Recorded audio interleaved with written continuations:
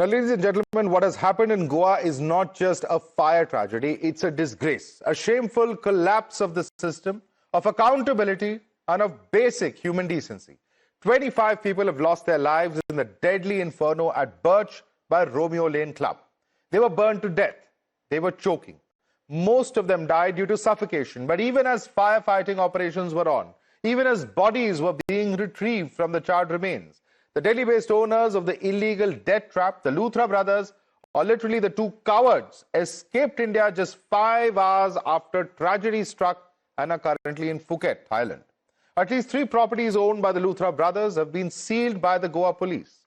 This includes the nightclub where the fire incident claimed 25 lives.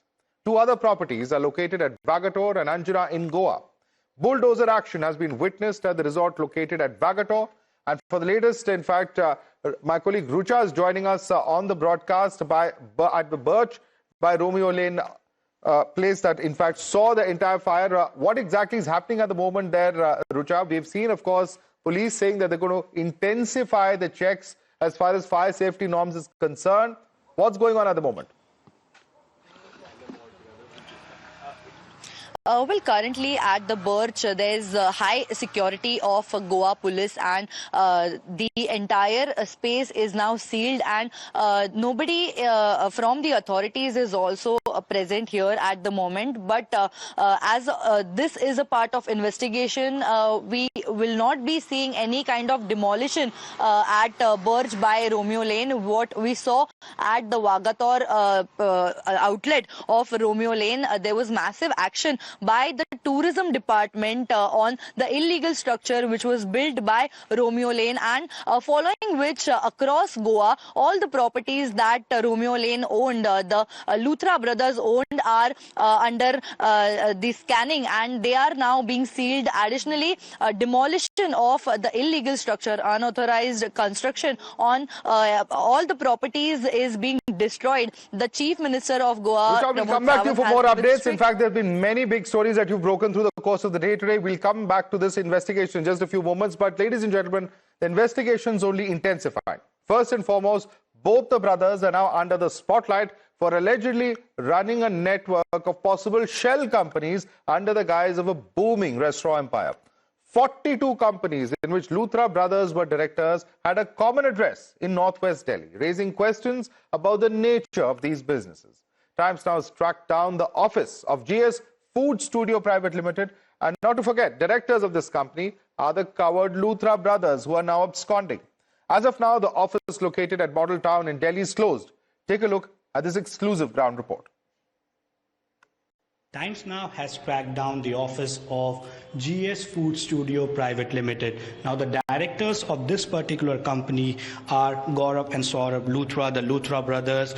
Now, what's interesting is that this is the particular office over here. It is as of now closed. Nobody is inside. You can see the lights have been cut off. But around 3 dozen companies, more than 3 dozen companies rather, are registered from this particular address, and as you can see, nobody as of now is working here.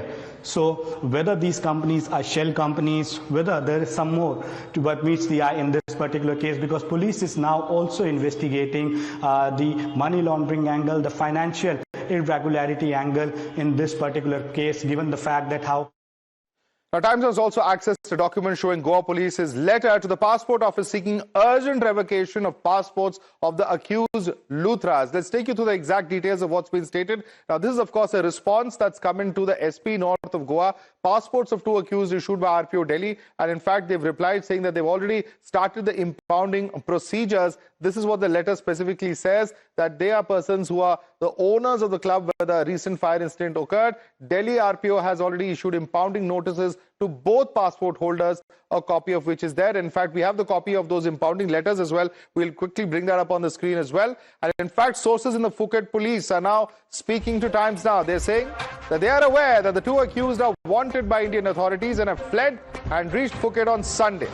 Unofficially, through media reports, they've also come to know that they are very much in Thailand, and initial information is that they went to Kathu, a town in Phuket, but later checked out. All those who enter Thailand and stay in hotels have to give a copy of their passports at airport, give their biometrics. If and when we get official communication, they will be detained. Big development coming in. Isha, Thailand authorities now confirming to you that if they get details, they will certainly be detaining these individuals. How are they now going to get this information from the hotels?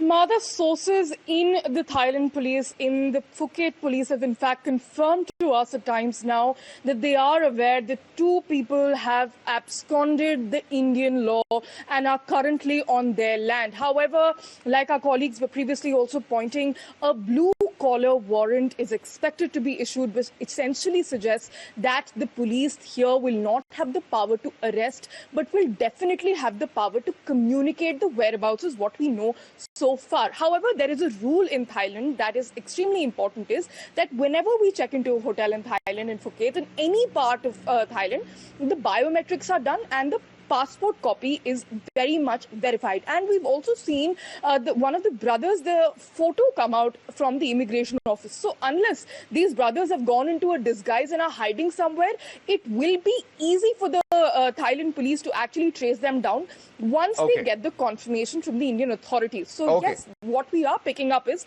that they will be able to track them because of how activated their system is. All right, Isha, bring us that ground report from in Phuket. Thailand police, of course, saying that they will be cooperating, and if they get any information about the Luthra brothers, the cowards who've absconded, the owners of that unfortunate nightclub that went through that fire in which 25 people died, they will certainly be brought to justice. Let's quickly take this across to our guest now joining us. Suhail Seth, columnist, is continuing with us. We have Amit Patkar, Goa Congress president. Also with us is Shaina NC, spokesperson of the Shiv Sena. Shaina NC, the way many see it is that not only was it an unfortunate incident, yes, the very fact that a club in complete violation of the required fire safety, excise, NOC, so on and so forth, was allowed to function. But this is a rampant problem in Goa, which is why a statewide surveillance has now been ordered. The big question is, what were the authorities doing? And how could the police authorities have allowed for these individuals to escape Indian jurisdiction?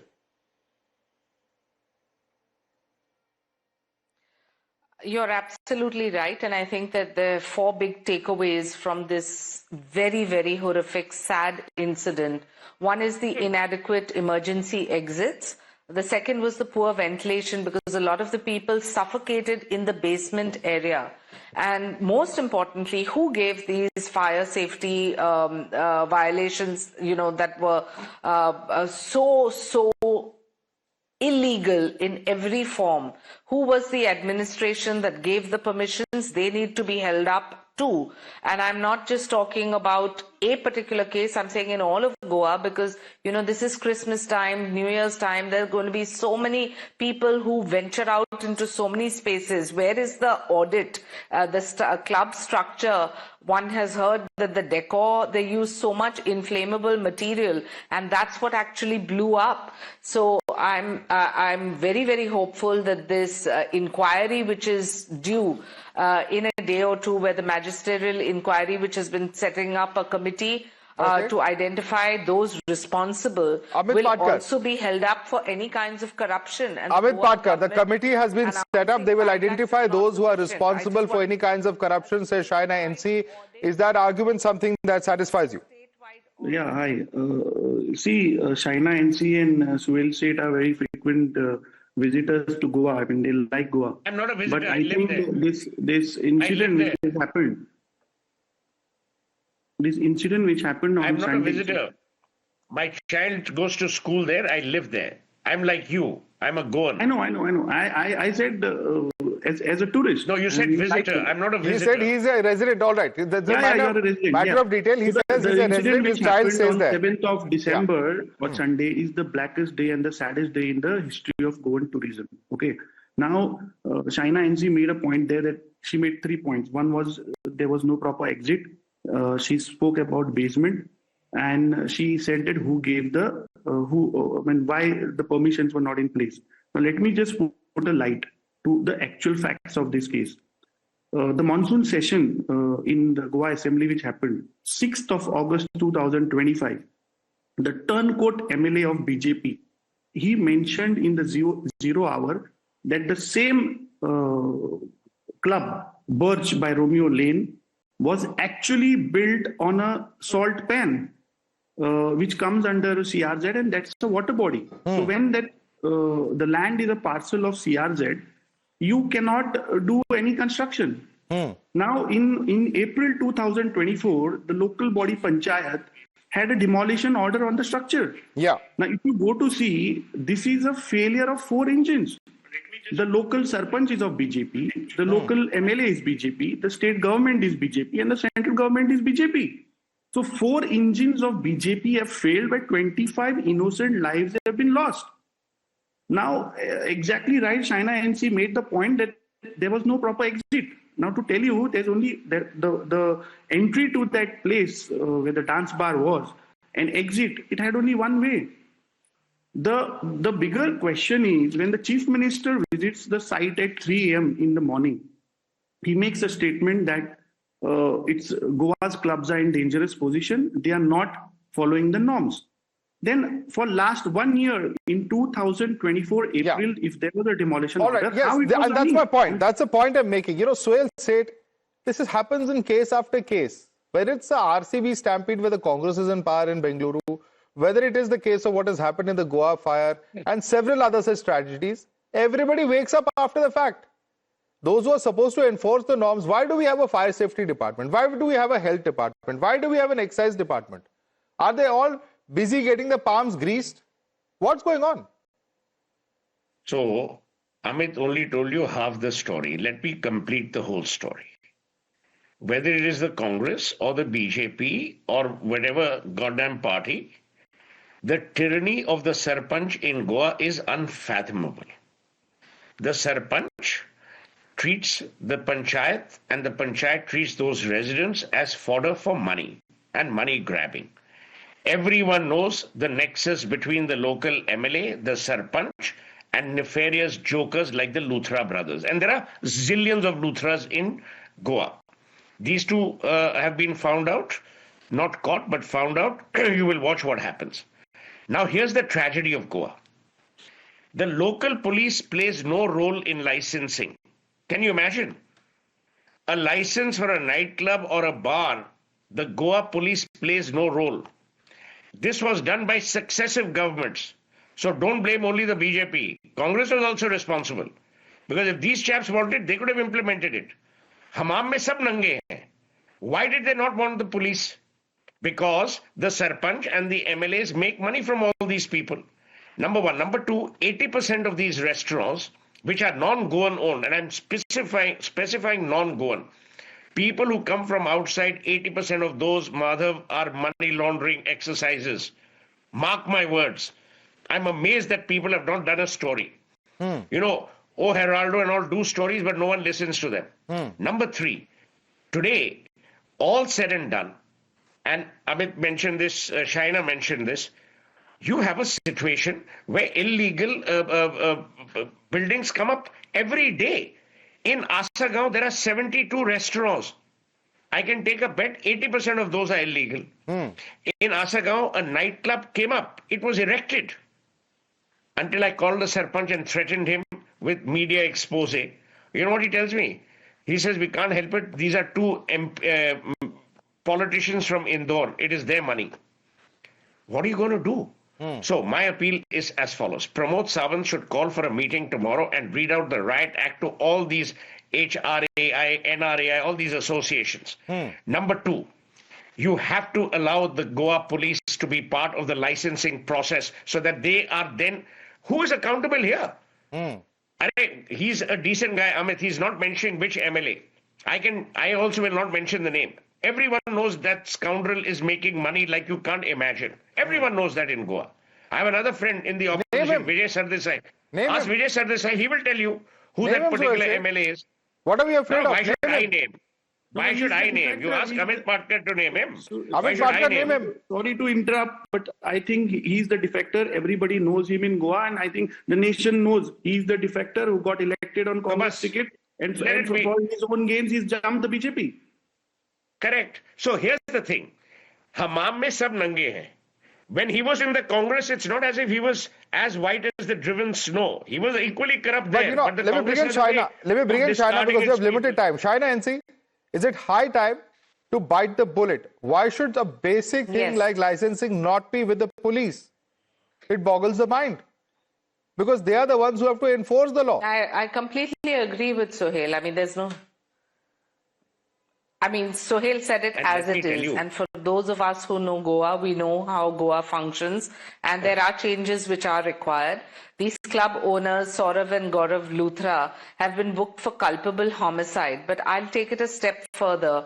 I want to say that, for those who issued these licenses, you talked about a magisterial inquiry committee which has been set up by the government. Yes, welcome. You arrest the Giving sarpanch. 5 lakhs to the family, welcome, but still not enough. You talk about all-night time establishment which has been initiated. Where are the safety measures is my limited point. In the days to come, if we don't want to see incidents such as this, we have to ensure that there are adequate emergency exits. We have to ensure that there is no poor ventilation. We have to ensure that fire safety violations All right. are adhered I have to interrupt because we're totally out of time. to Sohail Seth, Amit Parkar, Shaina NC, I'd like to thank all of you because this is a very, very serious issue. Some of these issues, we have also spoken to a DIG of Goa, Varsha Sharma, and this is what she has told us. She has assured that the Luthra brothers will face arrest. Listen in. Joining us for more in the Goa nightclub inferno is DIG of Goa, Varsha Sharma. Thank you so much, Varsha Sharma. The big question on many people's minds is how was this nightclub allowed to function with so many licenses and the permissions that were required, lapsed or not even there? How did this happen in the first place, Varsha Sharma?